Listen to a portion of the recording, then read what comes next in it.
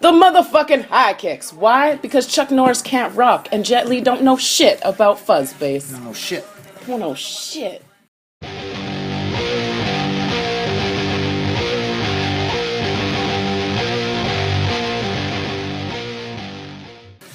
All right, who am I with today? Who are you guys? I'm Matt.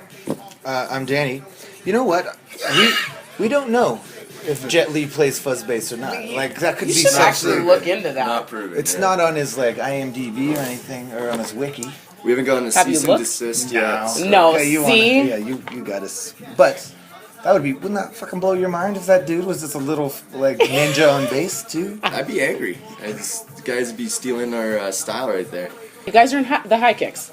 You guys are pretty well known. Everyone I've talked to and all the things I've been doing research on, you guys are pretty well known. Kind of a big deal in Calgary. Medium deal. Medium deal. Go with that. Medium rare. I've seen bigger. You guys are also part of a lot of other projects too, which is amazing that you guys can do all of this and still be this chill and even like schedule time to sit with me. That's pretty dope. I appreciate that. No problem. How do you find time for all of it and find time for yourself too within it all and probably have full-time jobs too? No full-time jobs. No? You get to do music. Yeah, I don't think Dan even has a job. Whoa, has. whoa, Yeah. just cheap shots all of a sudden. No, that's a compliment. That's something I'm trying to work towards. I do a few things on the side, but the answer is we don't really have time for all of them. Hence why I was 15 minutes late, and I slept through some stuff this morning, and That's right, yeah, we heard some stories. kind of spreading myself a little thin. But we try and do our best. Yeah. Well, time is it's a construct of the band. Yeah. Like we don't need to like frame everything like everyone does, man. Exactly. It's just another like thing on Earth, you know. I was gonna say day, but that's a construct of the man That is. too. That's 24 hours. So I went with thing because I'm really well spoken. Lots of good English in here. How long have you guys been doing this? I think about 5 years is what I saw, maybe. Makes sense. 5 years, yeah. Really? Yeah, if you want to get all like tiny about it. The constructs of time. Well, you just formed this band today, man. Yeah, today. Look at us go. Well, I'm actually surprised because 5 years and you seem to be quite successful in what you're doing. So that's big. Congratulations. Thanks. Congratulations on what you're doing. What were your biggest goals coming together as a group? What was your plans coming together? And have you achieved some of them?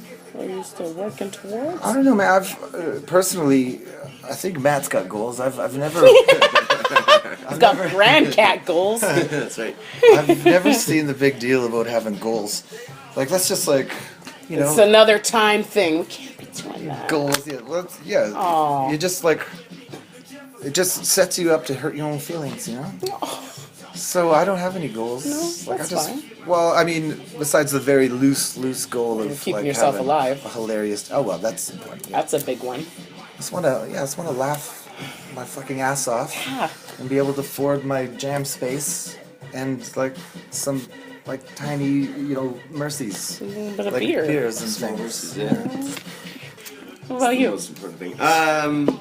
Yeah, I don't know. I think the idea when we formed, the main goal was to be able to play whenever we want. Yeah. Because at the time we had our other projects, but some projects, you know, have a tendency to take themselves really seriously, whether it's they're already big or just a lot of you know, people involved who take it really important, and then it's somehow you can't play every show then, and some shows aren't good enough for you, or there's not enough money involved, or you're playing too often and you don't want to do that, and we just wanted to play, so we were like, how about we start a band that we can just play whenever, wherever, however, wherever we want. And what was the story? You found him? Or was it vice versa? Well, we knew each other because he was Before. my bartender. I know he was other people's bartender like too, now. but mostly mine. And Dan was my customer. I have other customers, but I bet you do. he's probably my biggest customer. Oh, nice. I think I was playing in another group called Rally, still playing the group Rally. Oh, do you? And the two members of that group were playing in Dojo Workhorse, Okay. which yeah. we all still play in Dojo Workhorse today. And the drummer at the time, Scott, wasn't able to make a show, and so Brock and Clea had thrown my name into the mix as someone who could possibly fill in, and that ended up falling through. But ever since then, it was like anytime I saw Dan or we saw each other after that at the bar, it's like, when are we gonna do this? It's too bad that didn't happen. Let's make that happen. Let's make this happen. And then he made it happen. Want me to tell you the story about when I went to his house for the first time? House. Oh, Yeah. shit. Yeah, I kind of do. So yeah, we decided to get together. He's like, I got a jam space. So here's my address. It's in my basement. It's like, oh, I wish Or it was your something that van. nice. Wait for it. So I get to the place. It's like, I'm just in the back in the garage. So I go to the garage and open it up. Not a window in sight, just carpeted walls, like carpet to carpet, wall to wall carpets. That's right. That's legit. Yeah, that's why don't they do that like It's in a normal thing. places? It's cheap. That's Look at the goddamn wallpaper. Some fucking carpet on that. Carpet. Bitch, we ain't- The walls are so Poor. Some fuzzy. posters at least. and then so he had his bed in the corner. He was living there. It turns out. In the garage. Oh. Bed in the corner, like one dresser, like with Could like have his belongings, his personal things. his everything, and then a drum set, and just empties and just sorrow. Sounds like everywhere. the necessities in life, Yeah. really.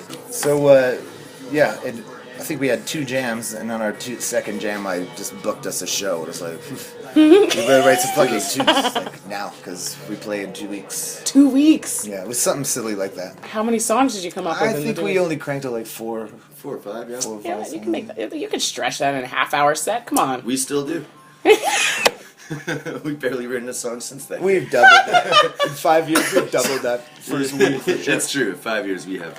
What has been your most memorable, or maybe an experience, a weird, awkward experience or story that has happened to you guys as a group, touring in the city, fans? It's a good story. An awkward story. That crazy Victoria girl is insane. There's no particular situation. I mean, no, you bring up a good point. Edmonton, 2 tours ago, yeah, we ended up with a road crew of, Victoria, this lady from Edmonton that we've known for a long time, and our friend damn. Jeff from Calgary, and then a whole bunch of stuff going down at a hostel, and just trying to like sneak in to let people sleep on the floor and stuff. Into the hostel? And then we left to go to a party with some other strangers we met, and then we tried to get back into said hostel, and they wouldn't let us because we Oh, had no. brought guests earlier that evening. Can't you bring a guest? Not to the High in Edmonton. Yeah. Or the story where we didn't know where we were going and we just knocked on Buddy's window and then hoped That's the that same was thing, his right? home. There was a friend, his name's Chris Quesnell.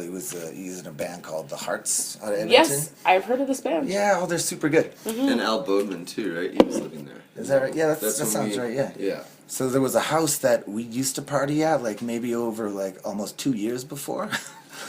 And And they so were we're like, not let me there. try this. Let's just try this. And it's like, it's like 5 a.m. by now. And it's dark. And I'm like, I'm almost positive this is the house. I don't know if he lives there, but let's start trying like doors. Back door locked. Side door locked. Oh, the windows, though. locked. Oh. And then wait a minute. We are Canadian. There's a front door There- wide That's open. right. Last one we tried. Yeah. Holy. And just went to bed on a couch. Please In still a be my living room. friend says. Sent him a text. It's like, we're in someone's living room. We hope it's yours. Yeah. And? He didn't answer, but it was his house. It was awesome. Oh, thank God. I mean, it would have been an even better story. Somebody brought us a water. to Oh, that's so look up. nice. Yeah, it was even better than just random. Yeah. So what's your plans now after the 420 festival? What you got going on? You got shows happening? We got stuff booked, yeah, lots, and it always keeps coming in. We got another song on the new Wolf Cup Part 2 movie. Oh my! I like that. Dun, Two. dun, dun. That's awesome. Movie stars, kind of. That is so cool. Yeah, watch Wolf Cop, just the original, because we have like 3 songs on that. What? Mm-hmm. Yeah. It's huge just to have one, but to have 3? Yeah. It's a movie where, like, it answers the age-old question of when you turn into a werewolf, does your dick also turn into a werewolf dick? I mean, that's a serious question to know. Everyone is asked, they've been asking that for what, like, millennia? Possibly, yeah. Forever. Possibly longer. The history of time. So they take a crack at answering But that. what which is important. time? Yeah, a constraint. Yeah.